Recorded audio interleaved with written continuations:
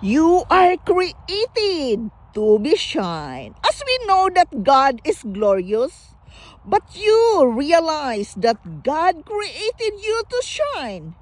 You have greatness in you, but too often we don't recognize who we are. We see ourselves as ordinary. I can't do anything significant. I'm not talented. I can't accomplish my dream. Stop those negativity. God created you to shine. God gave you talents. God gave you blessing. You are favored by the Almighty God.